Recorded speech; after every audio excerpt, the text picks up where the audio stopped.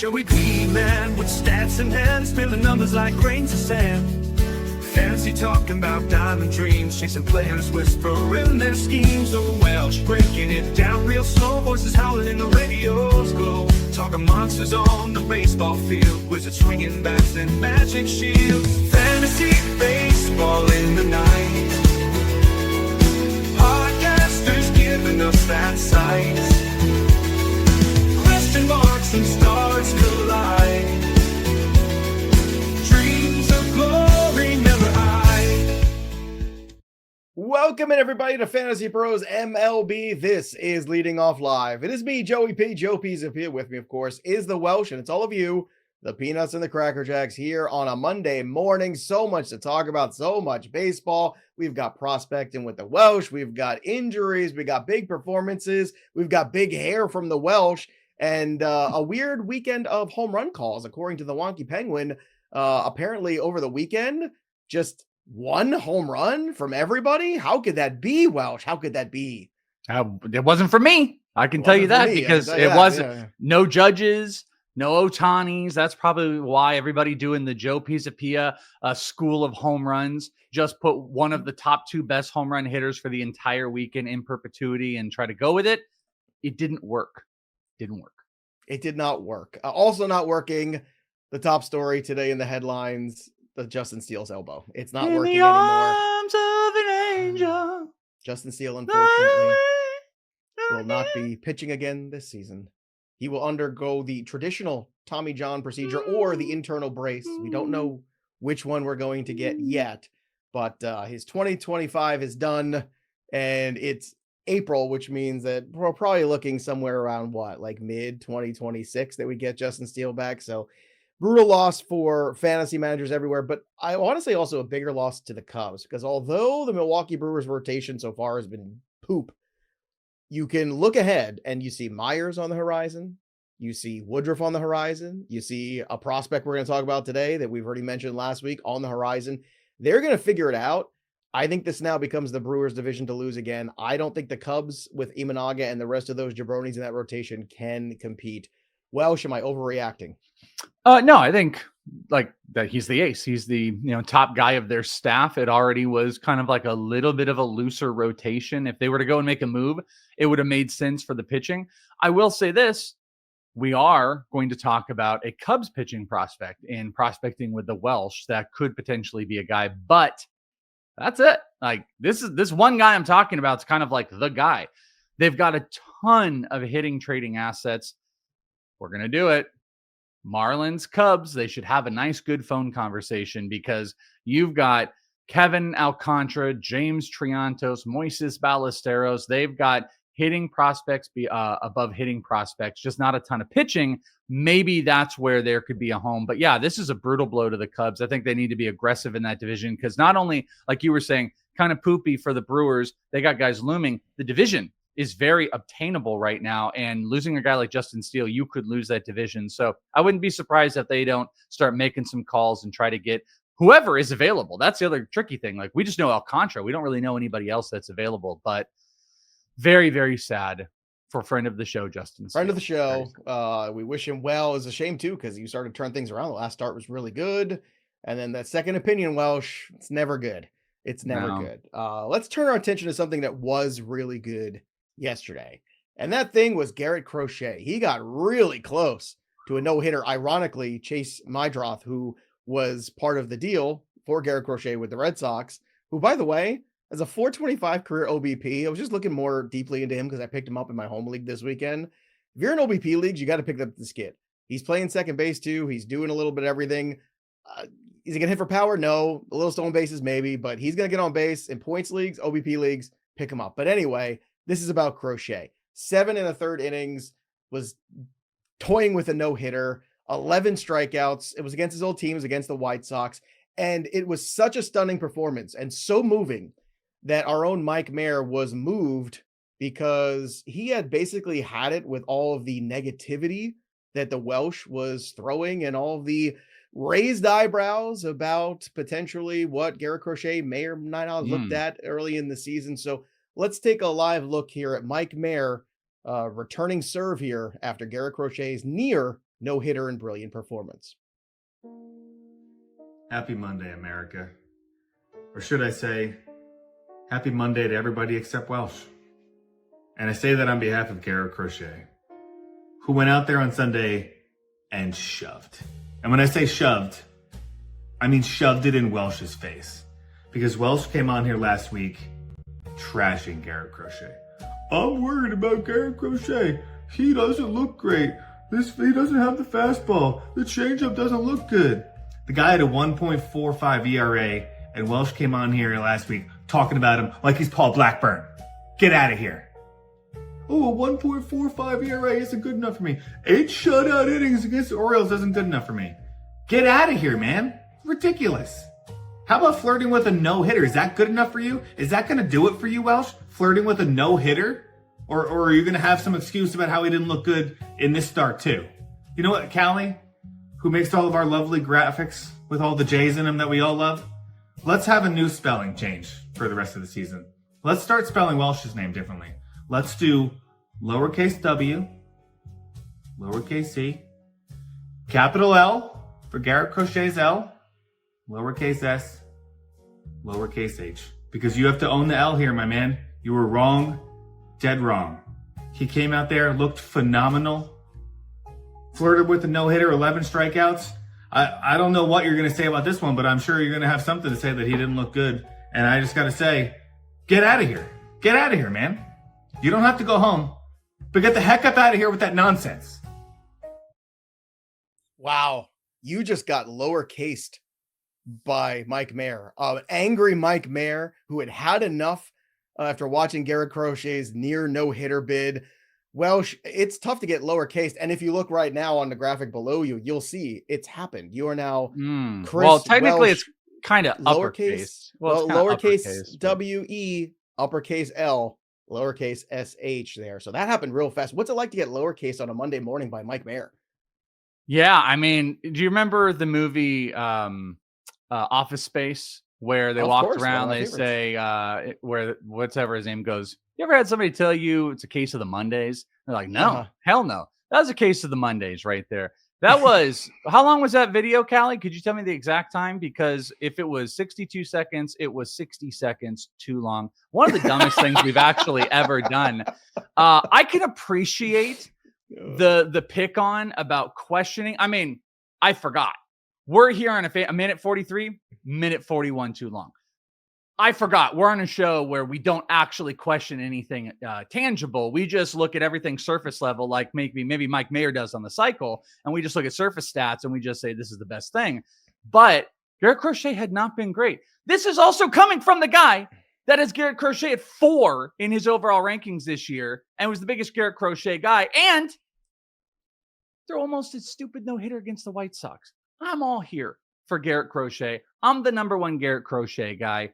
But it was right to question. Things look kind of weird with Garrett Crochet early on, but it was cold. We mentioned that, probably rightfully to answer some or ask some questions, but okay, I'll take the L if that's. Are you concerned now? I guess that's the question. Are you still concerned, or are all those concerns now gone away? Listen, a couple things. First off, like Garrett Crochet is my guy. Garrett Crochet. Right. I mean, if there's an L to own, I'll totally own it. Garrett Crochet is my guy, but like that's true.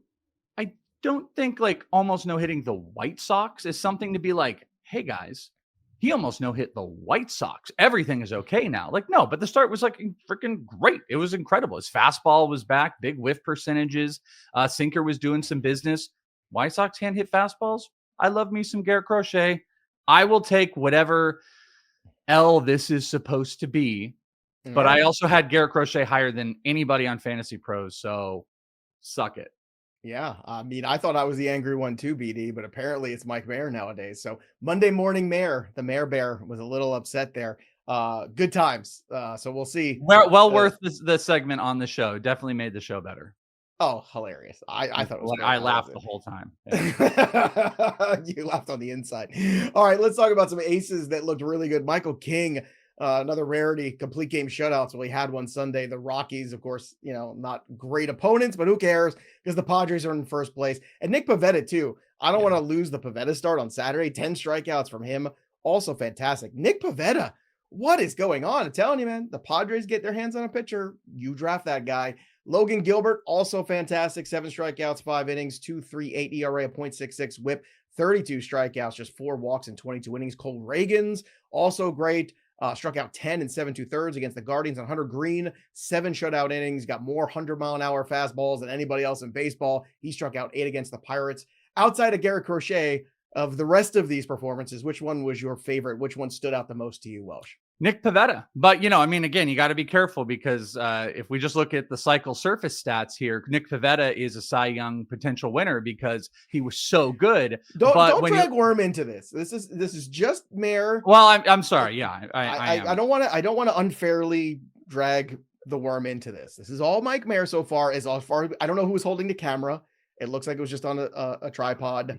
So I'm just saying. But Nick Pivetta, but it was against the Rockies. Like, let's also caveat some things when they're worth caveating. Nick Pivetta was absolutely incredible, but it was against the Rockies. But it doesn't take away that, like, he has been great. He's giving up a lot of barrels right now, which is something to watch. But his strikeouts are about on par where they were last year. He's just not giving up a whole lot of runs. He's great in San Diego. It's kind of everything that we were kind of hoping for. But, take this start, move it forward as like you can feel very comfortable with him. I don't think there's any type of sell or anything like that. Mm-hmm. But as far as like what you weren't expecting necessarily, like Pivetta's early onset of the season should like have everybody pretty excited because he was kind of free 99. He's probably like a SP 5 or 6 or something like that. League winner right now. Here's one from Link. Would you start Carlos Estevez or Job versus KC in a weekly points league? Wins are 3, quality starts are 5, saves are 7.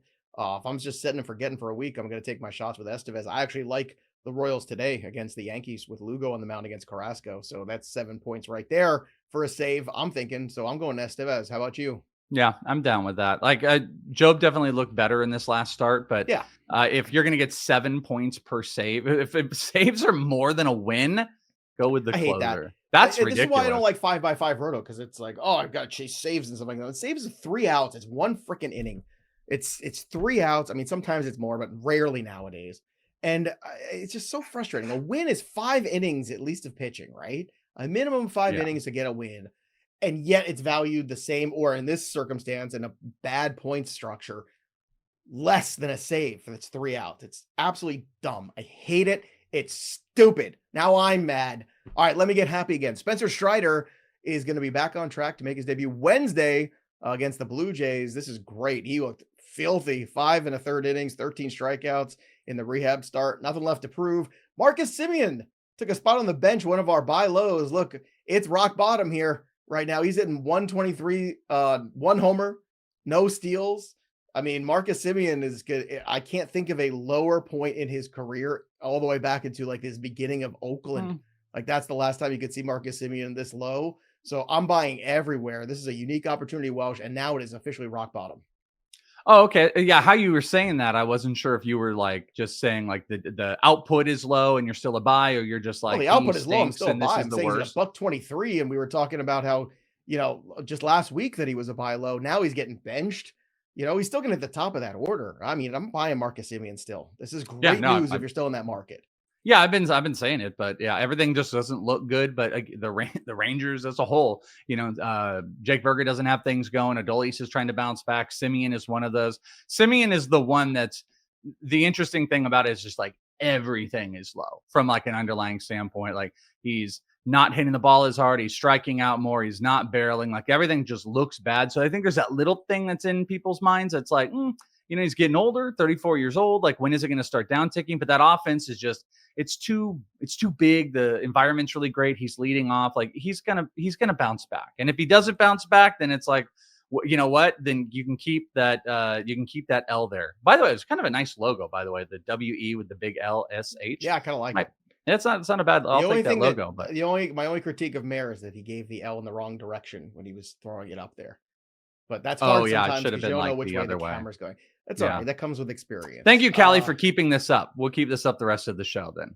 Oh, we are. A couple questions about Michael Busch. Be Wheezy. You pick him up. You think he stays hot? You have McGrady here with a question. Is he a must pick up? Any thoughts on Michael Busch's recent hot streak here? Yeah, I think he is. Should people be chasing the hot Busch? I guess that's the question we're asking ourselves. I would be chasing the hot Busch, but here's the problem.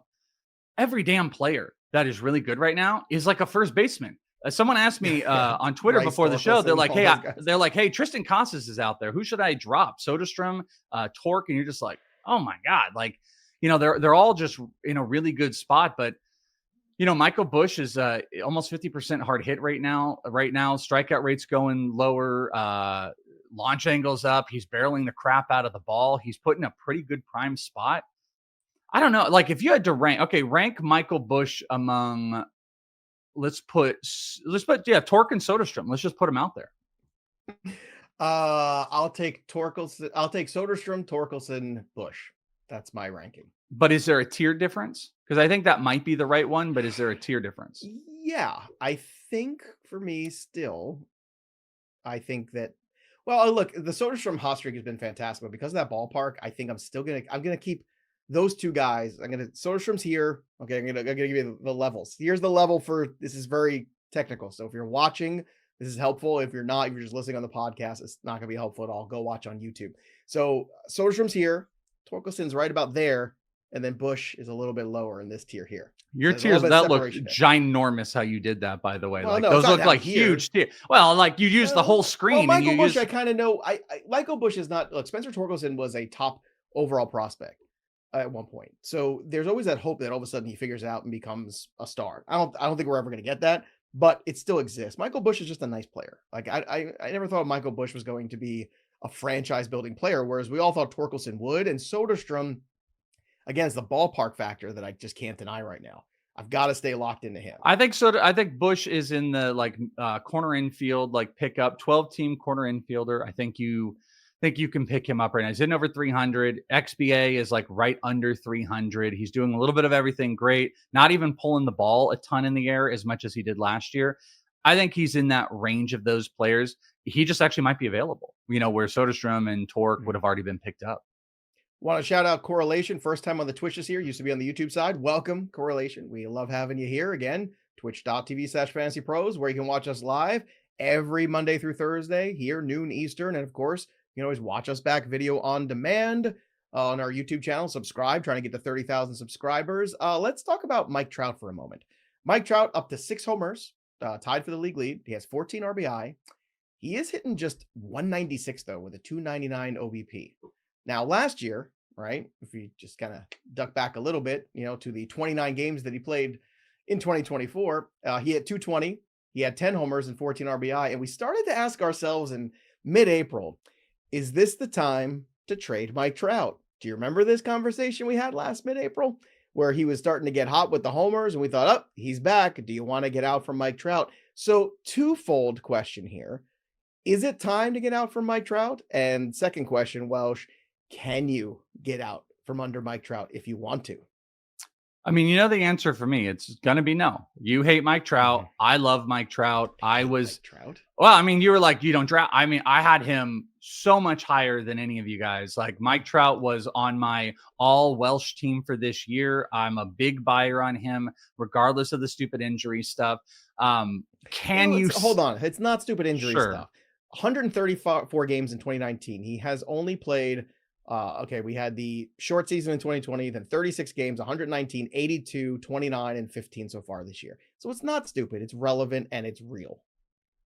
Just saying. I didn't say it was. I'm dismissing it because felt a little dismissive of it. I feel like a little bit. We're like all the silly injury stuff. It's not silly. It's a reality for this guy. Okay, it sucks, but it's true. Yeah. So I am a buyer of Mike Trout as I was, and I still am.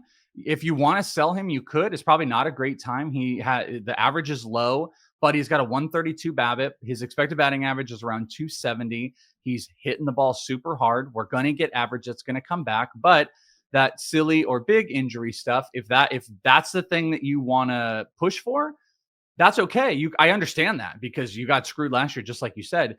But you need to wait a little bit. You need to wait for the average to come up. It's great that he's up on homers, but people are still going to hold you back. Once he's around 240, 250, if you want to get out, get out. But I'm still in the place where if I'm getting 100 to 120 games out of Mike Trout, I just don't think the return is going to make sense because any single person, like you're doing, is going to throw the injury caveat in a trade. And what you can get from a production standpoint, to me, is going to make more sense. But let's see what the returns are if you guys want to get out. But this is not the time to trade Mike Trout right now. Not when he's hitting under 200. All right. Good job by somebody putting in the chat there too. His XBA is at 269, I think. Also, real quick, Jacob deGrom after 3 starts is a 4.3 ERA and a 6.21 WHIP. 6.21 FIP, not WHIP. Pardon me. So far the Jacob deGrom results have not been good either. Just putting that out there. Not been great. BD has a question here: Strider or Pepio, Boston and New York, in that bogus ballpark. Weekly lineups, and I'm loaded with 2-star guys this week. Look, I'm gonna take the 2 starts from Pepio. He's been so good. I'm just gonna lock that up. I want to get both these guys in the lineup, but I don't know. I guess she's kind of rocking a hard place here. Points league, it's pretty easy. I'd go with Pepio. Boston's offense has just been so blah. Yeah, I mean, you're probably gonna have Strider on some type of a cap. It's a little bit. It's also a little bit of a tougher matchup. And BD said it is points. So yeah, go with Pepio. Michael King at Houston or Peralta versus the Athletics. I think I gotta go Michael King here. Like, he's just been crazy. He's been crazy good. Yeah, he's doing his he's doing like back and forths. He's doing like weird back and forths right now. But I would go with Michael King. Like, one start's good, one's bad. All right, let's go down the farm real quick here. The Orioles prospect Kobe Mayo hit a solo home run, so that's good. Little signs of life for him. Ben Williamson called up by the Mariners, and I believe I'm saying this right. Adiel Amador recalled by the Rockies from AAA to play second base. But you know what that means? We start talking about the youngsters. It's time for Prospecting with the Welsh. That's right. Every week, the Welsh goes deep into the minor league prospects and brings us some names that you need to know. So Welsh, let's start here with Nick Kurtz, because he just does not stop hitting home runs every single day. More and more home runs. He's up to 7 now, hitting 360 with a 1200 OPS. And you saw Brent Rooker move to outfield for the weekend. A couple starts there. You saw Soderstrom taking grounders at third. I think Nick Kurtz is coming sooner than later. He's only rostered 50% of leagues right now. He's the number 1 guy. These first 2 guys are kind of like, should be the no-brainers for a lot of people, but these are our updates. So this is the Nick Kurtz update, of course. The most important thing, and we got to monitor how it's going to go this week. I think this is going to be critical to how aggressive they push it. But we saw Brent Rooker play right field over the weekend, by the way, which was interesting.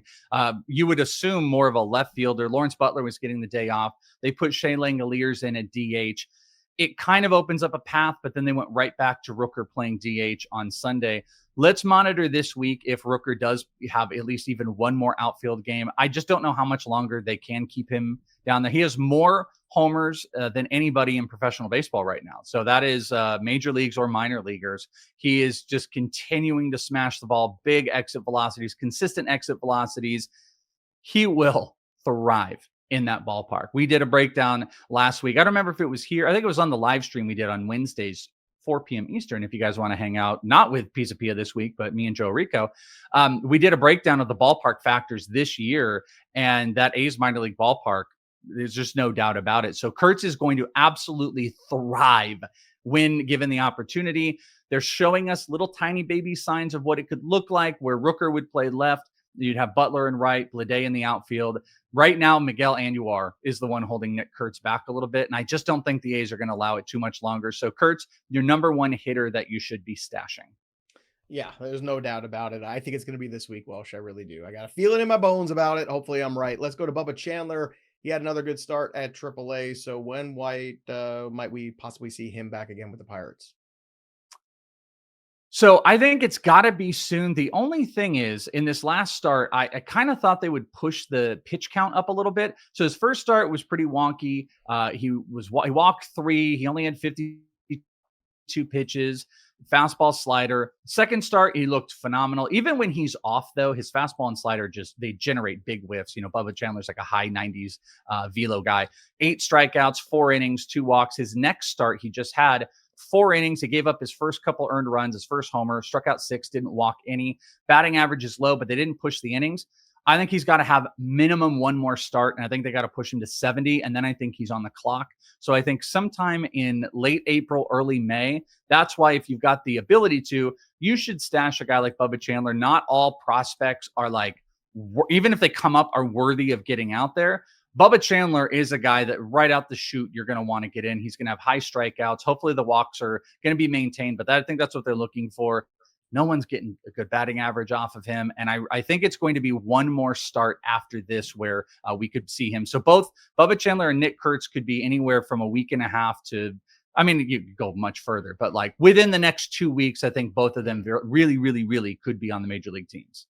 All right. With the injury to Justin Steele, that means open spot in the rotation. So for the Cubs, what's the internal options look like? Is there somebody maybe you have earmarked that could get an opportunity sooner than later?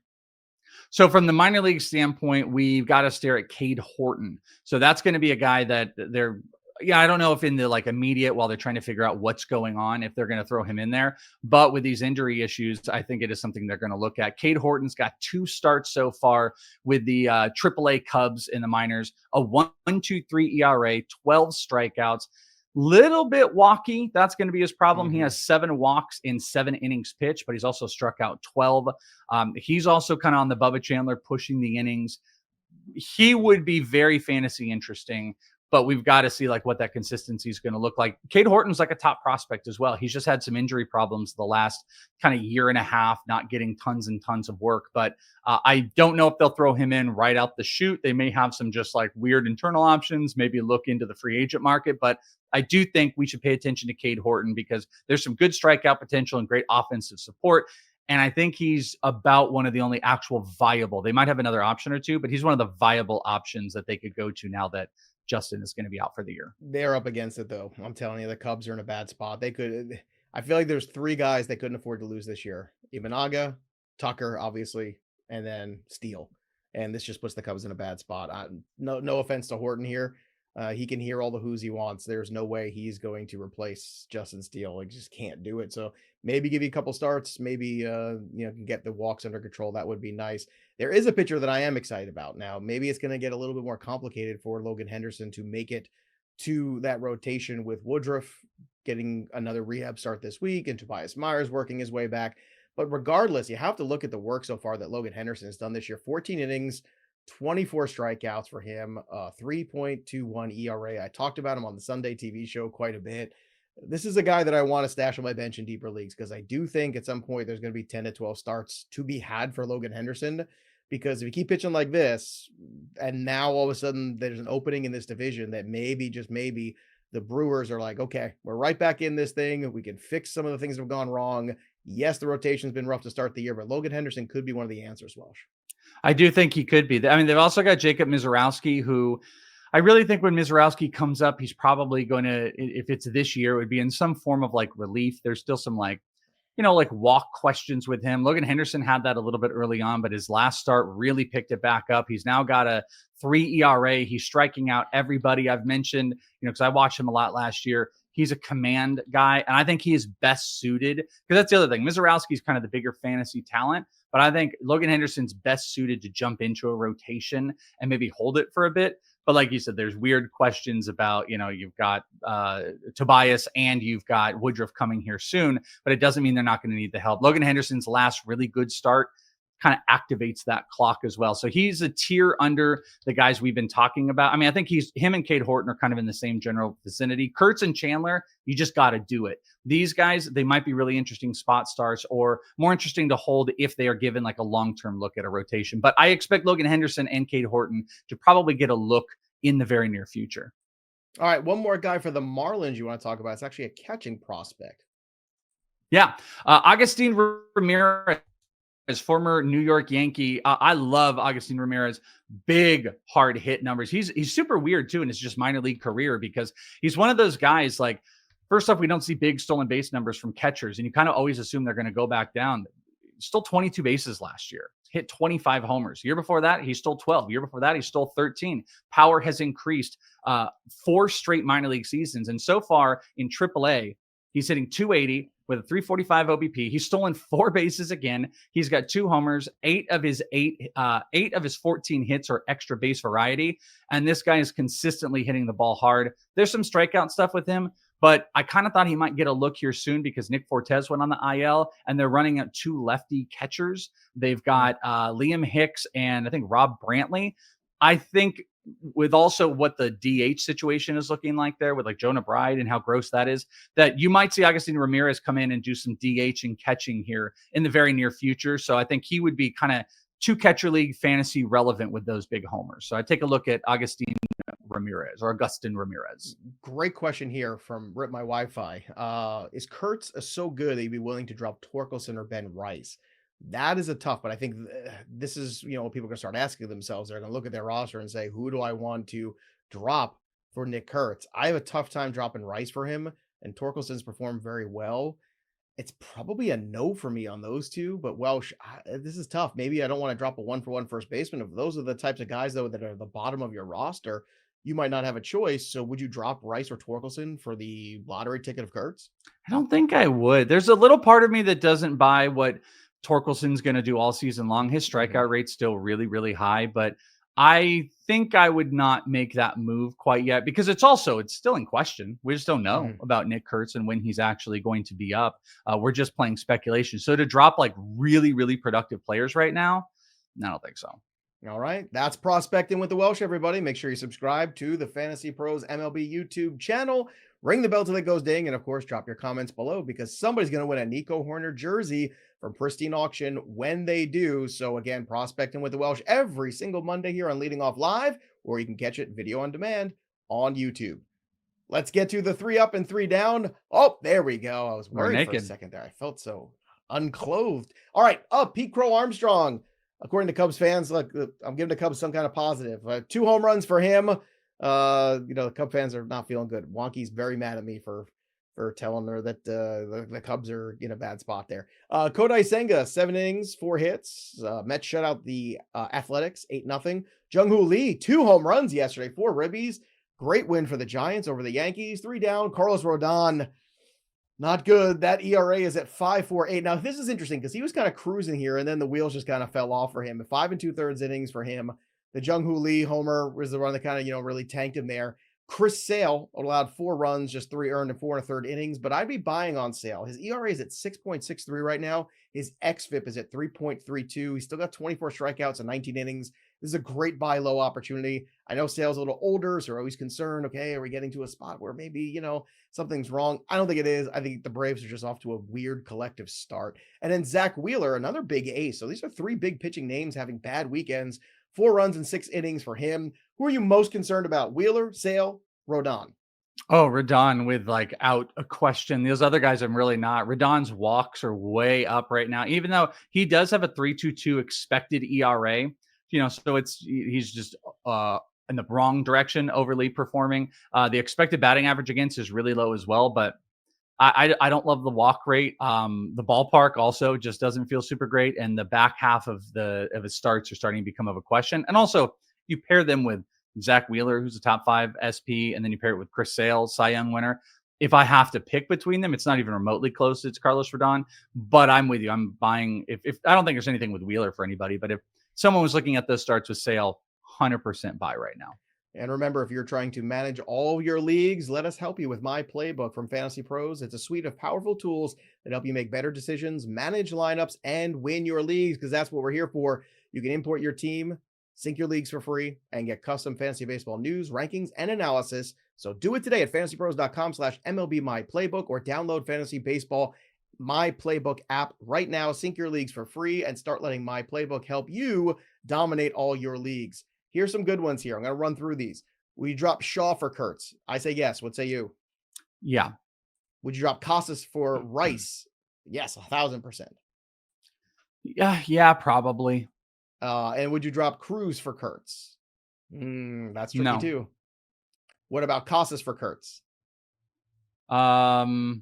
That's trickier. I'm going to say no too. Okay, this is good. This is how we're trying to get a little sense of what's available here, what we should be dropping and what we shouldn't be in order to pick up the prospect. So injuries, George Springer day-to-day, x-rays on the left wrist came back negative, but I imagine he's going to be out for a couple days. Brenton Doyle, absent for the lineup again Sunday. He has a quad issue. Richard Fitz goes on the 15-day IL with a pec strain. That's not good. But on the good side, Zach Neto with the shoulder played 9 innings at shortstop in his rehab start on Sunday, so we expect him to be activated this week. Tobias Myers went 5 innings in the second minor league rehab start, 3 runs, 6 hits. Liam Hendricks, scoreless inning for him. We'll see if he works his way back this week. Lance McCullers, a name we haven't talked about in a very long time. He's going to make another minor league rehab start this weekend for the AA Corpus Christi team. Clark Schmidt will make his debut on Wednesday. So Schmidt comes back. Spencer Strider comes back Wednesday. And then Terry Francona still hasn't made a decision about activating Alexis Diaz. So at least some help is on the way with pitchers. I know we've been through a long, winding road here with Lance McCullers over the years. If you're in a deeper league and you're kind of hurting for pitching, would you speculate on McCullers? I wouldn't. I have no interest in Lance McCullers. He's okay. He's always injured. If there's a guy more injury prone than Mike Trout, it would probably be Lance McCullers. So I have almost no interest in Lance McCullers. Let's see him do it. There's so many more interesting players out there. I would probably rather have a stream spot open to stream out guys than I would hold on to Lance McCullers. Let's talk about Mydroth for a second here too. I kind of touched on him earlier. I don't expect a lot from this guy, but if you're in a 15-team league, especially OBP, you should grab him. He's going to hit at the top of the order. The White Sox have no reason not to play him every day. Teal should be up pretty soon too. This is kind of crazy. I thought he was going to get the call when the catcher injury happened. He didn't. So I'm not expecting a great season from him, but if you're in a points league or OBP, I think he has some value. Welsh, what do you think of him as a prospect? Yeah, in a points league, I've never been super big on Mydroth, but he's kind of Jacob Wilson-y, where I don't think he's going to strike out super ton. He's going to get on base. I mean, he's walking a decent amount right now. He hits for a lot of average. It's going to be empty-ish from the power and speed department, not like to really big degrees, but like you said, he's going to probably end up moving a little bit higher. I picked him up I played in the 16-team league, this head-to-head crazy league. I swooped him right up because he's going to get regular playing time between short and second. And I think they're committed to him. And that was something I had said with Brooks Baldwin. When Brooks Baldwin started playing some outfield, it was like, oh, they're just clearly opening up this spot so Mydroth could move between both positions. So really good for your batting average. Probably not going to be great for a whole lot of other things. OBP plus, points plus. All right. It's that time, boys and girls. It's time for the best bets of the day with Joey P and the Welsh. I'm going for some games today. That's right. It's Moneyline Monday for Joey P. And oh no, look at that. The Welsh is still the capital L in the lowercase here too. I love a good running joke. That's what I can say. Oh, give me funny. The money line today for the Kansas City Chiefs plus 116 on the road against the Yankees. Seth Lugo on the mound against Carlos Cookie Carrasco. Well, I know which way that cookie crumbles, and it crumbles with a lot of runs typically. So I'll take the better pitcher on the mound and take my chances. Yankee offense kind of scuffling a little bit over the last couple of days. Give me the money line for the Tampa Bay Buccaneers against the Buccaneers. I've been doing football all day. Not the Buccaneers, the Tampa Bay Rays, my bad. And the Boston Red Sox today, minus 116. Shane Baz, who got bumped on a healthy bump yesterday. There's nothing wrong with him. They just moved him a day. I don't know if it's because they, are somehow going to drop Littell out of the rotation or what. I don't know what's going on there. We didn't really, did you see anything about why Baz got bumped yesterday? I mean, younger pitchers they push. They also, they put in Joe Boyle, who was really good, and they might end up wanting to keep in the rotation. So I think it might have been setting up proper rotational stuff. So no, the answer is no. I didn't see like an official word for it, but I don't really worry about young pitchers getting pushed like a day. And then also it aligned with Boyle being really good and them talking about keeping him in the rotation. Look, anything to keep Littell out of it. And we don't know when McClanahan comes back, but regardless, give me the money line for Tampa with Baz on the mound. Baz over his last 10 starts going back to last year has been fantastic. And I don't think enough people are taking notice of it. And then Houston money line, my boy Framber Valdez. He's going against Sonny Gray, probably the only pitcher that I fear even remotely in St. Louis.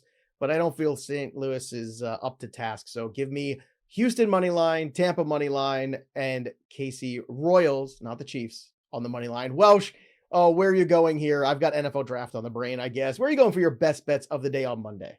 I'm going to jump into a strikeout prop. We're going to go with Tarek Skubal going up against the Milwaukee Brewers. Milwaukee Brewers higher up there on the strikeout marker, especially against lefties. So Tarek Skubal at 7 feels pretty good. A handful of guys this weekend just gun shy right now with how some of this stuff has been going, but just everybody this weekend was just chalking up. It was just Crochet striking out, Reagan striking out. We're going to get back with Tarek Skubal and a pretty good matchup here, lefty on Brewers. So that's a little bit juiced up. Might even be worse this morning, but Tarek Skubal over 6.5 strikeouts. Toronto first 5 money line. And I am backing our boy Lucas. I'm on the Toronto side, let me get the matchup here. Up against Atlanta. Atlanta has absolutely struggled against lefties. So Easton's out there. I like them on the push or obviously on the win. So first 5 innings for them to be winning, I'll either push or take that. They've also been scoring through the first 5. Atlanta's offense has just been really struggling. So Easton Lucas, I'm backing here. And Pittsburgh, Washington, Nerfy. Paul Skeens is back in, and the Lord. I am Lord. Brad Lord has been sneaky good too. The organization really does like him. And I think this is a good matchup to start the day for a no run through the first inning. So Toronto first 5, Pittsburgh, Washington, Nerfy, and Tariq Skubal over 6.5 strikeouts. Those are my picks. There you go. And remember, when you're making your bets, make sure you use the Betting Pros app, because right now you get a free 7-day trial of Betting Pros Premium if you download it today, wherever you get your apps, and use that promo code leading off to unlock exclusive betting tools, including the MLB Prop Bet Cheat Sheet, the betting systems, and the same game parlay builder using Sharp AI, and so much more. Download the BP app today for Betting Pros. Use the promo code leading off and use the premium this week to start betting smarter, not harder. And also make the most of your bets. Go to fantasypros.com/leading off, where at FanDuel, new customers can bet just $5 and get 200 in bonus bets if they win. Once again, that's fantasypros.com/leading off. Let's go to the home run board, boys and girls. And oh, you got lowercase here too. Oh my goodness, but it doesn't matter because you're on this board and I don't see Mike Mayer on this board, Welsh. So maybe you could record a video looking for him in different places around your house, or, you know, in the mailbox or in the dryer. Where's Mike Mayer on the home run board? I don't know. I've only got 2. I'm miserable so far, but nobody had any home runs this weekend. It was a very weird weekend. 1 home run all weekend. I'm going to go ahead, and this is not piggybacking the Welsh. I put this in there and then I realized after I put it in, and I didn't want to change it, that Bobby Witt was my pick today in Yankee Stadium. So Bobby Witt is my guy. Welsh, where are you going with your home run call for today? Well, Bobby Witt was my guy, so I was the first one to have Bobby Witt. But so I'm not going off of the guy that I picked before you. So I'm also there with Bobby Witt. Okay, so Welsh and I are picking the same guy. We're hoping that Bobby Witt hits a home run. I don't know who everybody else out there is hoping hits home runs today, but you can go to our Discord, fantasypros.com/chat. And remember, when you subscribe using Amazon Prime, you get access to the home run channel. And since nobody pulled away this weekend, that Sammy Sosa jersey is still very much up for grabs. Somebody asked a good question here too. It's Rip again. Would you drop Ben Rice for Soderstrom? Somebody dropped Soderstrom for Torkelson on the waiver wire. I love Ben Rice too. I think I've Ben Rice over even Soderstrom right now. So no, I wouldn't drop Ben Rice. All right, there you go. So a lot of things going on in Major League Baseball world. I know before when we were talking about Trout, I mentioned Jacob deGrom in passing. Any panic about Jacob deGrom at all? Curiosity? A little worried, yeah. I'm absolutely a little bit worried. I got to be careful about being worried about anything here because that'll blow up if I even mention it. But, have some fun. Yeah, I'm a little worried about deGrom. I am a little bit worried. Joe Arrico will be here tomorrow. I want you to press him about Jacob deGrom, because there was nobody more Jacob deGrom than Joe Arrico going into the season. So I want to hear his take on it. I'm going to be on vacation for a couple days, visiting family, cousin Donnie's house. Kids are going to hang out together. And I say kids, they're all teenagers now. And hopefully on Thursday, we'll be doing Leading Off live together, Welsh and myself, from the same room. That'll be super fun. I'm hoping that works out. But Joe Arrico will be picking it up for me this week. So shout out to Joe Arrico. Be nice to Joe Arrico, everybody. Don't lowercase Joe Arrico. All caps for that guy, giving me a couple days off here before the NFL draft comes next week. And as you can see, I called the Rays the Buccaneers, which means Joey P needs a vacation for a couple days. Spring break. Woohoo! Welsh, any final thoughts for today before we close things out? Nope. I'm going to go work on making a super awkward video that has nothing to do with anything I'm going to have for the next couple shows. So I'm going to go work on that when we're done. What's the length of that video going to be? Minute 44, just so it could be 1 second more awkward than there. All right, that'll do it for us. But the story of the game goes on for the Welsh. I'm Joey P. We'll see you next time, kids. I've never been lowercase before. Is that emasculating? Again, it's like they didn't lowercase, they uppercase the L. So yeah, but you got lowercase at the same time. Just saying, like that's a thing. Yeah, no, it's super emasculating.